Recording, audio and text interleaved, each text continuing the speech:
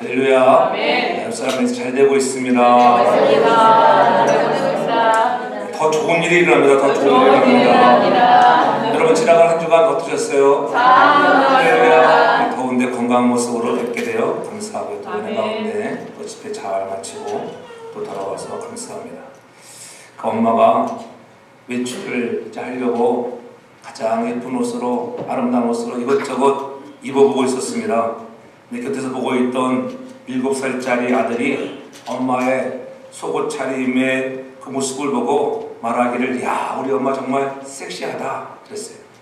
그 말을 들은 엄마가 약간 화를 내는 투조로 매달아쳤습니다.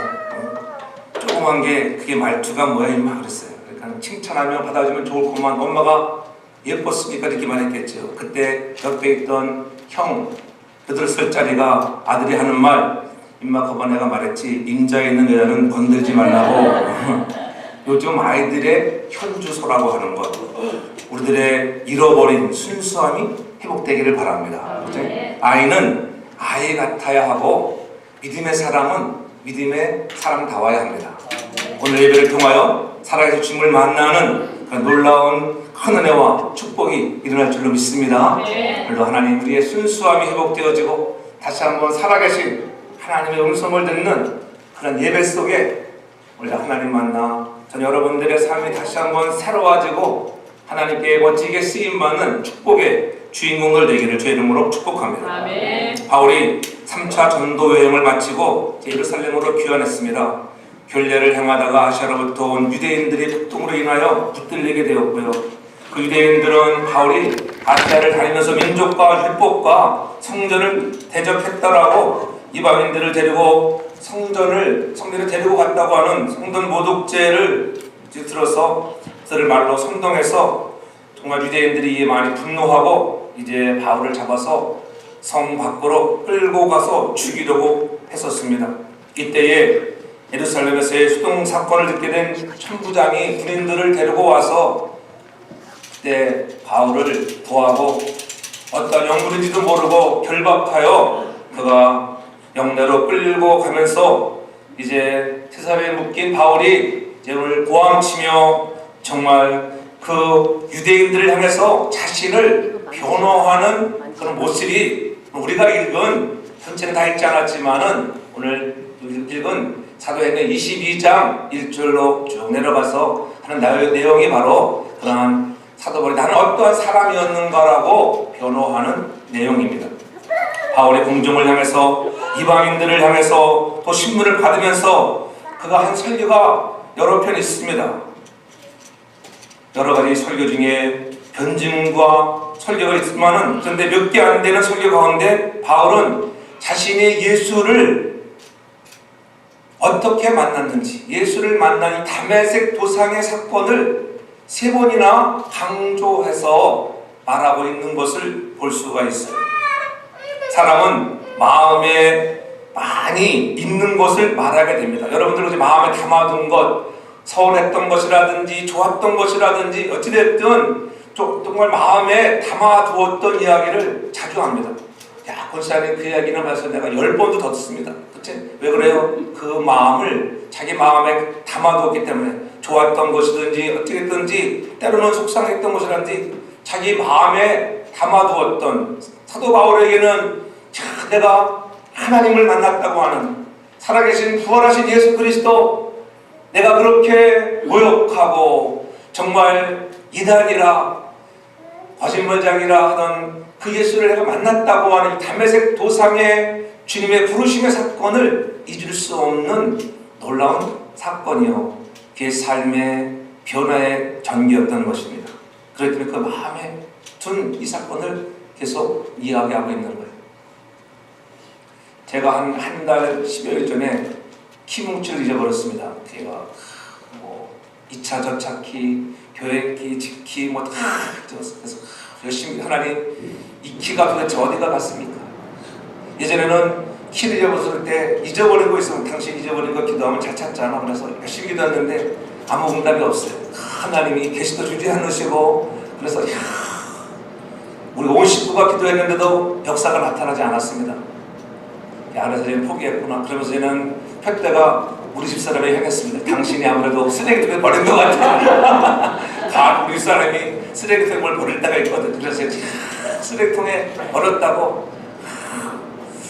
그래서 그래도 또 생각날 때마다 한 달 동안 기도했습니다. 하나님 그래도 그 찾기를 좀 찾게 해주세요. 그러다가 한 일주일 10일쯤은 저는 거의 포기 상태였어요. 포기 상태. 근데 엊그젯밤에 꿈속에서 주님이 나타나셨습니다. 제게 이렇게 보여줬는데 이 키가 쓰레기통에 버리지 않고 어딘가에 있다고 하는 거예요. 야, 그래서 제가 교회들 찾아보고 내 책상, 아래층 책상 여기 찾아봐도 없어요.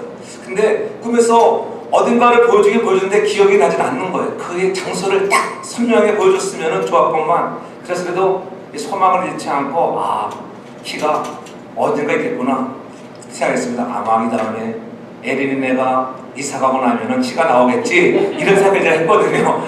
그런데 어제 우리 티라가 차 청소를 한다고 그라지 안에 이 구석에 가서 보니까 키가 여기 있네. 그렇게 가서 내가 봤을 때는 안 보였던 키가 어제는 그 키가 그 그라지 그 구석대기에서 발견된 것입니다. 그래가지고 우리 사람한테 욕심나게 먹었습니다. 우리 사람이 그걸 마음에 두었다는 거지. 야, 내가 쓰레기통에 버렸다고. 당신이 아무래도 버린 것 같다. 에린이가 들었으면은 이게 분명히 나을 텐데 이건 당신이 쓰레기통에다 혹시 모르고 떨어뜨린 거 아닌가.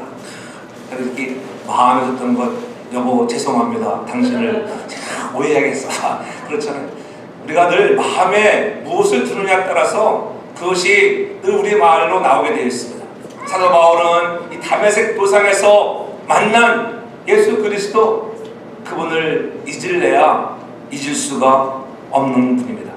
바울은 유대인들 앞에서 히브리어로, 또 천부장 앞에서는 헬라어로 말을 합니다. 1절에 보니까는 부형들아 내가 지금 너희 앞에서 변명하는 말을 들으라 하더라. 2절에 보면 저희가 히브리 방언으로 말함을 듣고 더욱 조명한지라. 아니 천부장 앞에서는 헬라어로 유창하게 이야기를 하더니 또 히브리인들 앞에서는 히브리 말로, 유대인들 앞에서 히브리 말로 하는 것에 그들이 마음이 착 가라앉았습니다. 이 사람은 어떤 사람이야, 대단한 사람이구나. 그래서 조명해줬다. 이렇게 성경은 말하고 있죠.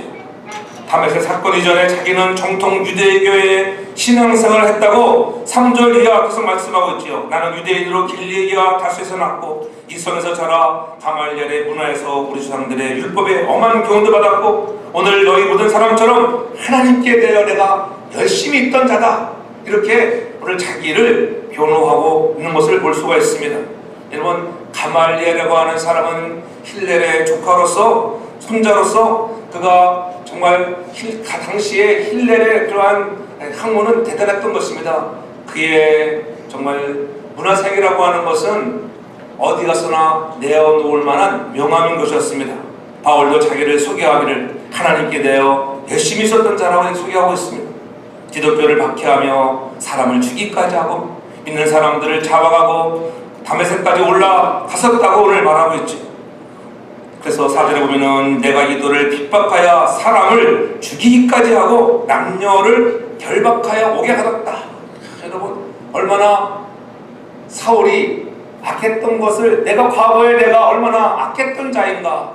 오늘 너희들과 같이, 너희 유대인들 같은 내가 그런 사람이었다고 오늘 이야기를 해주는 것입니다. 이 열심은 지금 너희들과 갖고 있는 열심과 동일하다고 하는 거예요. 그리고 이어지는 다메섹에서의 회심은 하나님의 직접적인 계시에 의해서 이루어진 것임을 고백하고 있죠. 그런데 그 체험이 얼마나 깊이 사도 바울의 마음을 움직였는지 설교할 때마다 거의 그 이야기를 한다고 하는 거예요. 어떤 체험입니까? 대제사장에게 공문을 통하여 다메섹으로 가는 길이었습니다. 예루살렘으로 끌어오려고 다메섹으로 달려갔는데 다메섹 성문에 거의 도착했을 때에 하늘로부터 내리는 강한 빛과 음성을 들었습니다. 한낮에 정오쯤이라고 성경은 말하고 있지요. 하늘로서 태양보다 큰 빛이 비추면서 자기를 둘러쌌습니다. 소리가 들렸습니다. 사울아, 사울아, 네가 왜 나를 핍박하느냐? 오늘 사울을 향하여 왜 핍박하느냐고 오늘 7절에 그때 말씀하고 있어요. 그 빛 때문에 내가 땅에 엎드려졌다. 완전히 거꾸로 엎드려진 것입니다. 그리고 사울에게 음성이 들립니다. 왜 나를 핍박하느냐 하시거늘 내가 대답하되 주여 누시니까 가라사 나는 네가 핍박하는 나사렛 예수라를 8절에 나가 내게 들려지는 음성의 주인공이 누구라고요? 네가 핍박하는 나사렛 예수라고 하는 것. 사람들이 나를 십자가에 못 박혀 죽었지만 부활하여 승천한 나사렛 예수라고 하는 것. 얼마나 사울에게는 큰 충격이었을까요? 주여 누시니까. 그때 사울이 말한 바가 무엇입니까? 내가 가로되 주여 무엇을 하리까? 충격받은 사울에 나온 입에서의 고백이 10절에 내가 가로되 주여 무엇을 하리까? 일어나 다메섹으로 들어가라는 것이었습니다. 무엇을 해야 할지 알려주기 위함이지. 그런데 예수 그리스도를 만난 순간 그 일생은 캄캄해졌습니다. 인생의 시간표에 없던 예수님이 사울에게 나타난 것입니다. 그 예수가 나타나니까 그가 이전에 가지고 있던 인생에 대한 인식과 가치에 혼란이 왔습니다. 하나님께 대하여 열심히 있어서 그렇게 자기가 잘못하고 부패하고 믿는 사람들을 죽이며 가편투표를 나, 그런 나 같은 존재에게 생명의 예수 그리스도가 찾아왔다고 하는 것 얼마나 감격이겠습니까? 그리스도가 찾아오니까는 온통 충격이었습니다. 그의 모든 것이 부서졌습니다. 우리들도 어쩌보면은 사울보다도 예수 그리스도에 대해서는 더 많이 아는지도 모릅니다. 이미 많이 듣고 보았습니다. 말씀을 들어서 말씀을 읽으면서 오늘 우리는 예수 그리스도가 누군지를 이미 다 보았습니다. 그런데도 불구하고 잘못 알고 있는 부분에서는 도무지 무너지지 않는 우리의 모습들은 사울과는 대조적이라고 하는 것. 오늘 저와 여러분들이 말씀을 듣는 중에 오늘 우리도 다시 한번 주님을 만남으로 말미암아 우리의 옛 것들이 무너지는 역사가 있기를 주의 이름으로 축복합니다. 우리 이런 점들을 기억해야 합니다. 그래서 우리가 바른 생각을 정리해 놓고 있으면 우리 생활에 있어서 아주 커다란 힘이 되어지게 되어 있습니다. 지금도 우리의 잘못된 신앙에 대한 인식과 잘못 쌓여진 신앙의 구조물 때문에 우리는 얼마나 많은 사람들을 하나님을 섬긴다고 하나님을 사랑한다고 하면서 사랑한다는 미명하에 우리가 잘못을 저지르고 있는지 우리는 모릅니다. 오늘 다시 한번 우리는 하나님을 안다고 하면서 어떻게 보면 적극적으로 불순종하진 않았는가? 그래서 적극적으로 순종이 하는데 적극적으로 불순종하진 않았는가? 엄청난 결과로 이어지고 있는 우리 신앙의 매너리즘, 잘못된 신앙의 구조물들을 다시 한번 살아계신 예수 그리스도를 만남으로 해서 오늘 사울이 변하여 바울이 되었듯이 주여 무엇을 하리이까 우리도 외칠 수 있는 그런 믿음의 선화이꾼들 되기를 주의 이름으로 축복합니다. 자기 힘으로 일어설 힘도 없는 나약한 사람이 되고만 사울, 단 한순간에 한 줄기의 빛과 한마디의 음성으로 그의 행동은 올스탑 되었습니다. 그 자리에서 거꾸로지고 말았습니다. 그래서 그는 다시 하늘을 향해 물은 것입니다. 주여 제가 무엇을 하리이까?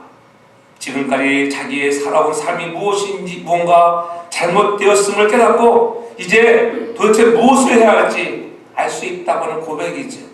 여러분들도 때로는 넘어지며 때로는 거꾸로져 가는 아픔의 상처가 있습니까? 경험이 있습니까? 주님이 오늘도 우리에게 말씀하시는 음성, 주여 무엇을 하리이까? 하나님 앞에 내가 어떻게 하면 하나님 기뻐하시겠습니까? 이러한 음성이 들려져야 할 줄 압니다. 그 전까지는 자기는 잘난 사람이었습니다. 율법사였지요. 힘이 있었습니다.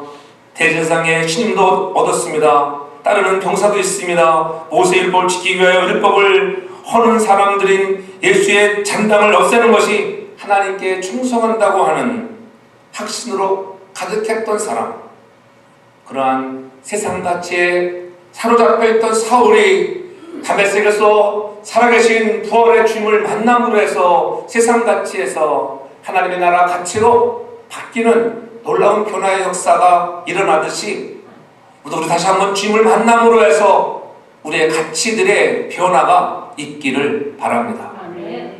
예수는 하나님의 아들이 아니고 사기꾼이라고 생각했던 사울, 자기의 생각이 잘못된 것을 알았습니다. 그래서 그는 눈앞이 캄캄해지면서 무엇을 해야 할지 도무지 알 수 없어 주여 무엇을 하리까 진지하게 묻는 거예요. 여러분도 어려움을 당해보면 정말 꺼꾸라지고 넘어져 보면은 주여 무엇을 하리까 어떻게 하면 좋겠습니까? 어찌하면 좋겠만 그런 말이 왜 안 나오겠어요? 모세도 오늘 사울과 같은 그러한 과정을 겪었던 사람 중에 하나잖아요. 모세는 애굽에서 40년 동안 바로의 아들이라고 하는 그런 아들로서의 모든 학문과 왕궁의 부귀와 영화를 다 누렸습니다. 그러나 40이 되는 어느 날 자기 백성이 애굽의 종살이로 허덕이며 정말 얻어맞고 고생하는 모습을 보면서 자기는 내가 누구인가 자기의 정체성을 발견하게 되지. 나는 유대인이지.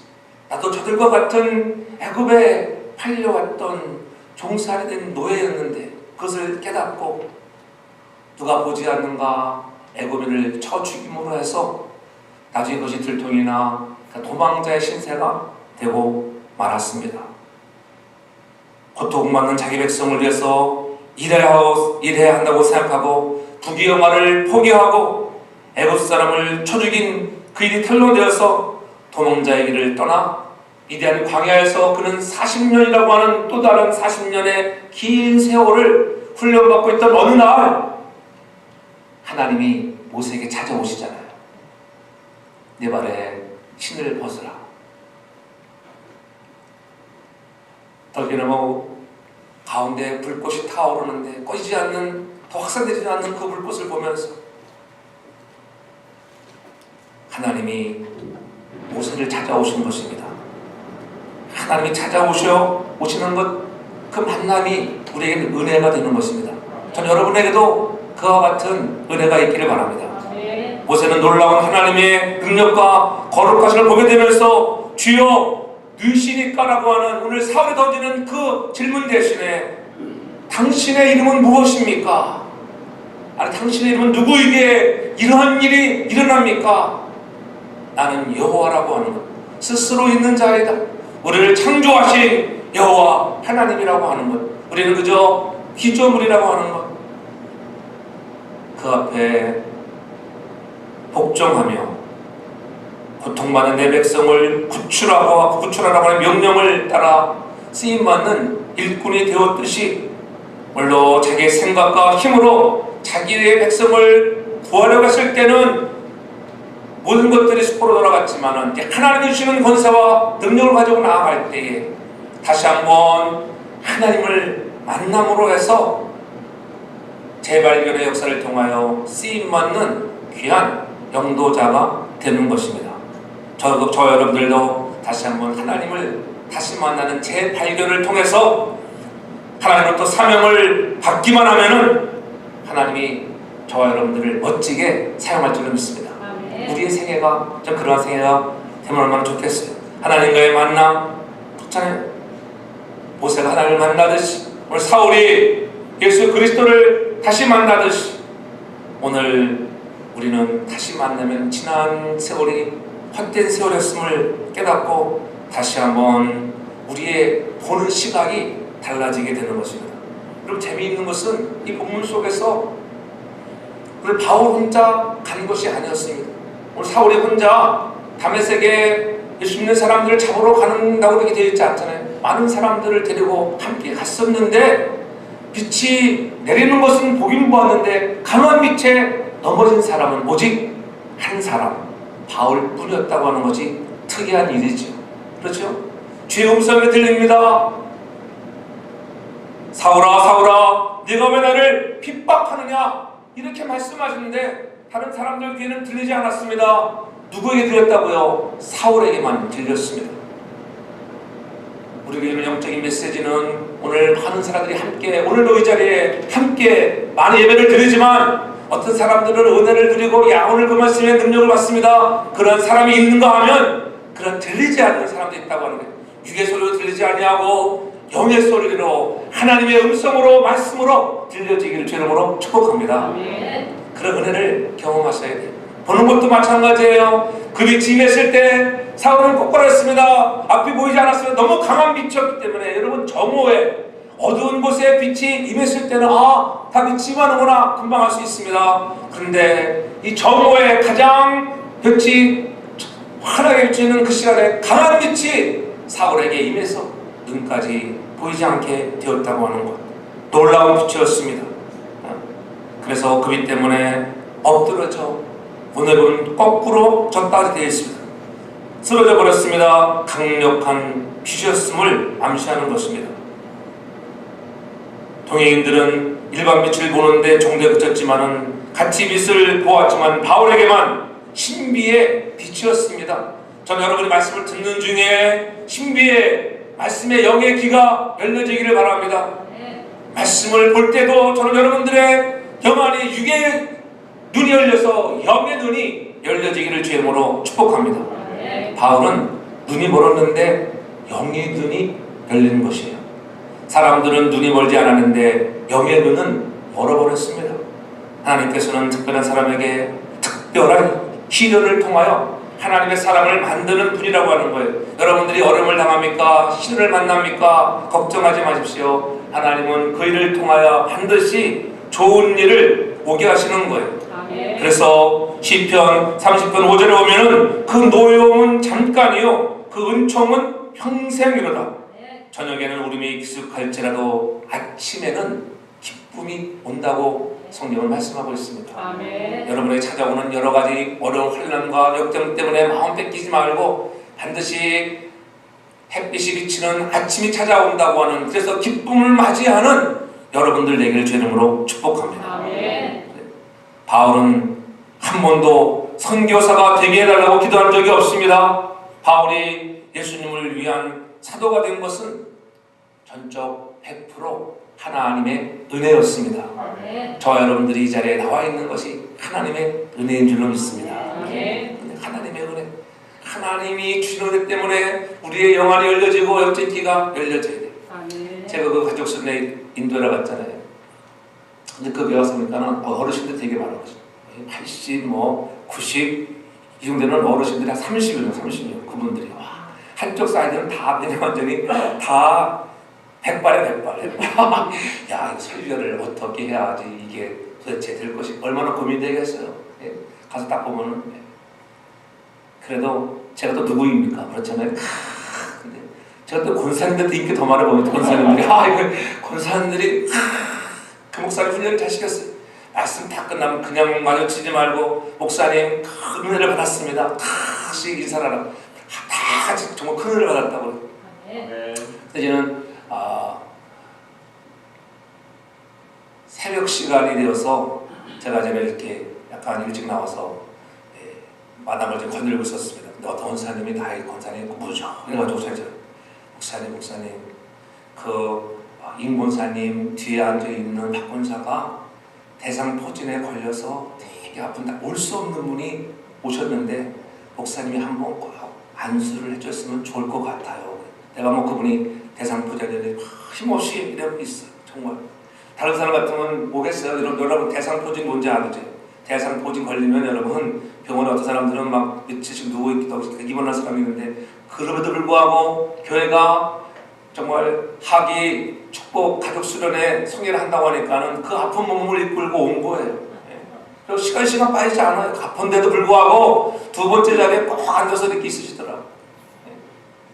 그래서 이는 말씀 딱 끝나고 통성기도 할 때 제가 가서 안수를 해줬습니다. 그분이 얼마나 놀랐겠어요. 갑자기 누군가가 나타나가지고 제가 알자 짱기는 소스를 들었으니까는 그렇잖아요. 제가 가지는 안수를 다 해줬습니다. 이게 또 역사예요. 그거는 또 끝나고 났는데 제 담임 목사님은 내가 안수인 것도 몰라요.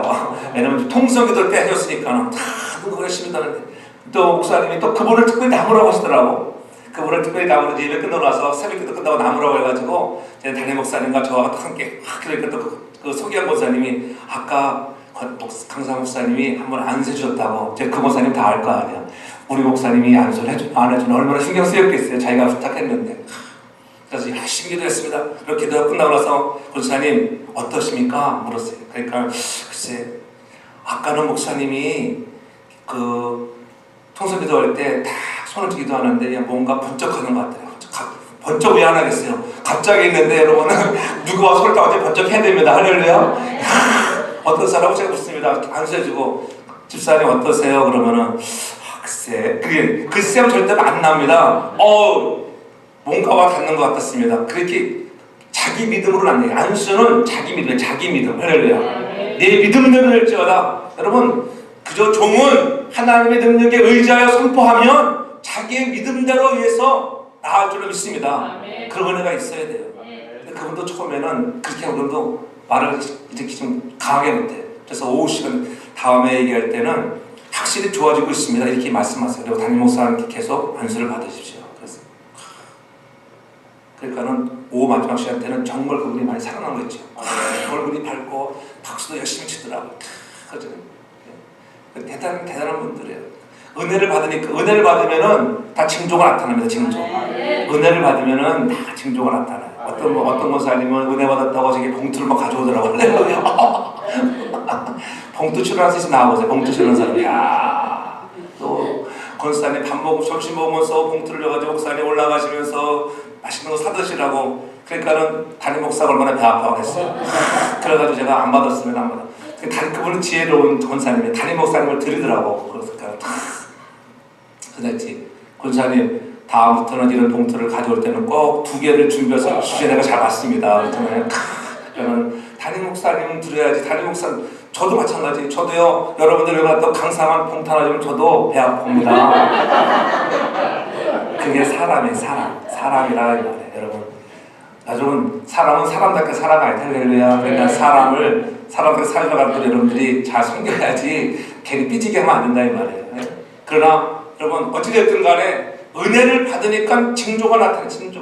오늘 사울도 은혜를 받으니까 다메섹 도상에서 원래 부활하신 예수 그리스도 사울아 네가 나를 어찌하여 핍박하느냐. 나는 네가 핍박하는 나사렛 예수라. 아이고 주님 그렇군요. 앞이 캄캄하고 보이지 않았습니다. 그때에 주여 무엇을 하리이까? 라고 묻는 사울에게 주님은 나단에 가라고 저는 후반에 가서 말씀해 주잖아요. 일어나라는 거예요. 일어나라. 거기서 머무르지 말고 그렇다면 우리가 잘못할 수 있습니다. 때문에 실수할 수 있습니다. 넘어질 수 있습니다. 그러나 그 자리에 있지 말고 일어나 주의 말씀을 듣고 일어나 가라고 하는 장소에 순종할 수 있는 믿음의 사람 되기를 바랍니다. 그래야지 어두웠던 그 눈의 비늘이 벗겨지고 강한 빛으로 실명했던 그의 눈이 다시 보게 되어지는 것입니다. 사울에게 하나님께서 너를 이방인의 선지자로 일찍이 세웠으며 너를 그들에게 보낸다는 말씀을 전해주게 됐잖아요. 그래서 그날부터 사울은 이방인들에게 예수 그리스도의 복음을 전하는 일에 평생을 바치게 되는 것입니다. 한 번에 재발견의 하나님 다시 만난 예수 그리스도 때문에 자기의 일평생을 바칠 수 있는 그런 사명에 불타는 사울이 변하여 바울 되는 그 놀라운 은혜들을 오늘 저와 여러분들도 경험하기를 주님으로 축복합니다. 바울은 이방인에게 그리스도 예수를 전하는 일을 위하여 자기의 가문과 자기의 지위와 지식과 재물도 평안과 명예들을 다 배설물처럼 여겼다고 그의 저서에서는 분명히 말하고 있습니다. 쓰레기같이 버렸다고 하는 거예요. 여러 번 죽을 고비를 넘기면서 복음을 전파하기 위해서 모든 것을 바쳤습니다. 그의 생애와 사역은 하나님이 멋지게 쓰는 성공적인 사역이었습니다. 저는 우리 사랑 성도교회 성도들이 그와 같은 마지막에 정말 다시 한번 주님을 만나는 재발견, 하나님 만나는 다시 만나는 하나님을 통해서 역사의 주역으로 쓰임받는 축복의 주인공들 되기를 바랍니다. 그래서 비로소 자기의 길을 가게 되고 자기가 쓰임받는 축복을 누리는 거예요. 아무리 예수 많이 믿으면 오래 믿으면 무슨 소용이 있겠어요? 한번 쓰임받지 못하면 축복이 아니에요. 저는 쓰임받는 여러분 되기 바랍니다. 하나님 우리 가정을 쓰시고 나를 쓰시고 하나님 우리 사랑하는 성도교를 쓰시옵소서. 그럴 때 감동과 감격이 있게 되는 것입니다.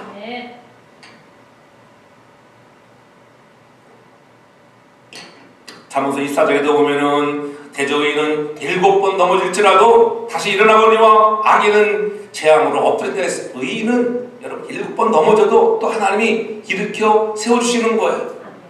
그게 마음에 담아두는 좋은 기억과 간증과 경험이 있길 바랍니다. 제가 미시간 집회 갔을 때에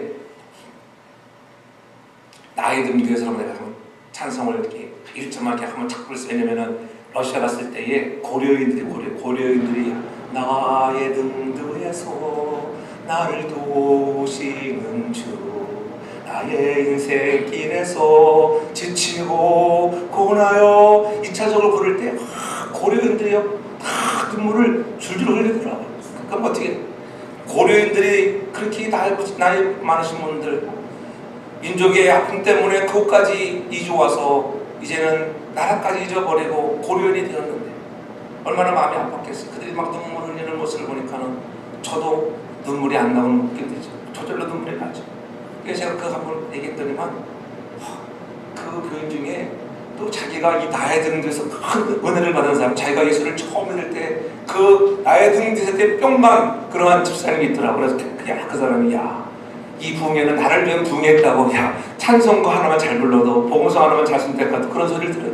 마음에 드는 그런 은혜 받는 그런 소절이 있고 은혜 받는 구절이 있고 은혜 받는 찬송이 있고 은혜 받는 여러분들의 삶에 정말 주님이 만나는 다시 한번 만나는 체험이 있는 저와 여러분 되길 주님으로 축복합니다. 네? 우리도 진지하게 주여 누시니까 내가 무엇을 하리이까 한번 물어봐요.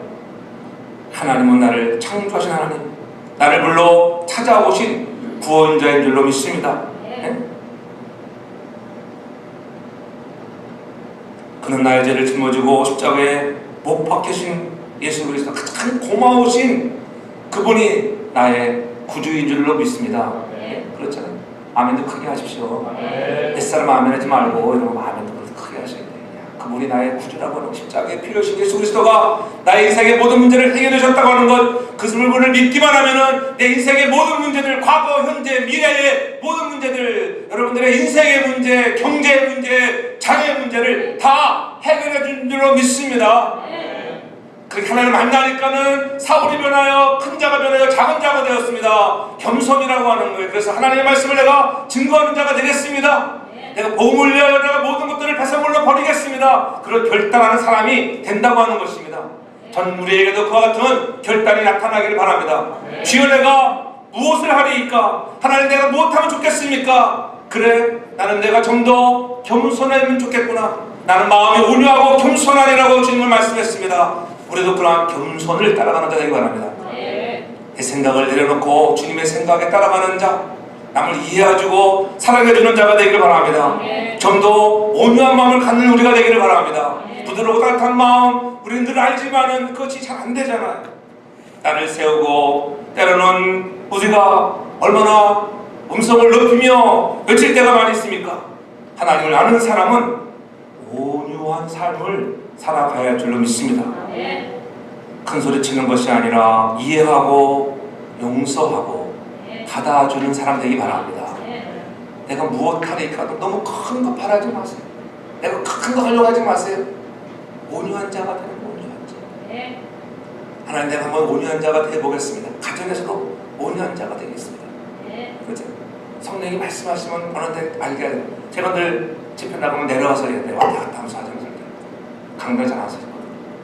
어느 집사님을 딱 지목해서 제가 남편이 신앙생활을 잘 안 하는 것 같다고 성령이 말씀하시더라고요. 그랬더니 사람들이 뭐 까르르 웃더라고요. 어떻게 잘 맞췄는지. 또 맞춰야 웃지 못 맞춰보세요. 망신 큰 망신 당하는 거예요. 여러분 그렇잖아요. 그러나 성령이 강력하게 딱 말씀했다고 했어요. 그래도 여러분 담임 목사가 그래도 보통은 아니라고 하는 거예요. 여러분의 기도 덕분에 좀 있습니다. 아멘. 기도하면 역사가 나타나는 거예요. 기도하지 아니하면 그런 권위가 없습니다.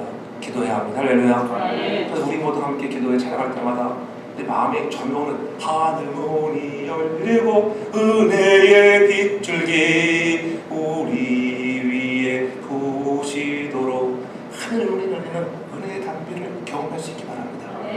그러면 온유해진 자들, 기도하지 않으면 온유해질 수가 없어요. 또 소리가 높아지고 또 내 생각에 사로잡힐 때가 얼마나 많이 있어요. 주여 무엇을 하리이까? 세상에 강한 것도 따뜻함과 부드러움을 가지고 자기 목표를 뚜렷이 하여 달려가는 것. 집에 들었잖아요. 오늘은 다른 원어적 의미는 목표를 향하여 변함없이 여러분 달려가는 분별력을 가지고 달려갈 수 있는 은혜 사람들. 한번 결단했으면 여러분 끝까지 달려갈 수 있는 저와 여러분 되길 바랍니다. 아멘. 주여 무엇을 하리까? 나는 내가 좀 더 겸손하면 좋겠구나. 큰 자가 작은 자로, 교만한 자가 겸손한 자로 바뀌어질 때 하나님이 쓰시는 거예요. 하나님이 내가 왔을까? 왜 아직 안 쓸까? 생각하면 아직도 내 마음에 교만한 마음이 있으면 하나님이 안 쓰는 거예요. 하나님은 겸손한 자에게 은혜를 주시는 줄로 믿습니다. 유대인 중에 왕손인 베냐민 지파이며 율법학자여 바리새인이었던 그러한 사울이 표현했잖아요. 최고의 시험을 하였던 자입니다. 가말리엘 문에서 배웠던 그런 최고의 학자였던 그가 모든 것을 내놓는다고 하는 것. 나는 내가 핍박하는 예수라. 응답을 받으니 자기가 아무것도 아니라고는 철저히 깨달았습니다. 그때 깨달은 거죠. 아, 그렇구나. 내가 그들을 예수 믿는 사람들을 핍박으로 내려갔던 것 돌아보니까는 사도행전 4장 10절에 분명히 말씀하잖아요. 뭐라고 말씀합니까? 다른 이로서는 구원을 얻을 수 없나니 천하 인간의 구원을 얻을 만한 다른 이름을 우리에게 주신 일이 없다. 오직 예수만이 구원자인 줄을 믿습니다. 마지막 보스턴 모든 집에 살아가는 우리들에게 종교다운지로 살아가는 이 시대에 오직 예수만이 구원인 것을 확신하기 바랍니다. 다른 것은 없습니다. 현혹되지 않기를 바랍니다. 오직 예수님만이 구원의 길인 줄로 믿습니다. 그것을 증거하라고 사울을 불러 바울되게 하시는 것입니다. 예수보다 높은 이가 없고 예수님이 높임을 받아야 할 뿐이라고 바울은 깨달았습니다. 그래서 이름도 사울에서 바울로 바꾼 거예요. 나는 오직 나의 연약함을 자랑할 뿐이라 자기를 낮추는 자가 되었습니다. 이것이 겸손입니다. 사랑하는 성도들도 겸손으로 서로 섬기며 살아갈 수 있는 아름다운 신앙의 성도의 공동체가 되길 주님으로 축복합니다. 그리하면 하나님이 멋지게 쓰는 날이 올 거예요. 새로운 출발이 되어야 합니다. 주의 음성을 들어야 합니다. 주여 무엇하리까?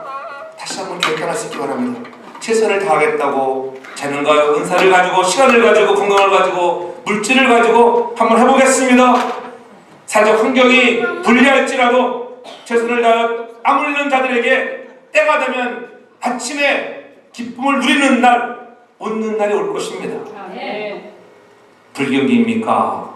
여러분 걱정하지 마십시오. 일용할 양식 주시는 것에 인하여 감사하시는 마음을 갖기를 바랍니다. 너무 물질에 손에 쥐려고 하지 말고 내 손을 펼 때에 하나님은 더 많은 것을 주시는 거예요. 여러분 자꾸만 있으면 줄 것이 없어요. 펴야 돼. 하나님이 내 손을 펼 때 또 여러분에게 손 위에 올려놓는 축복을 경험하기 바랍니다.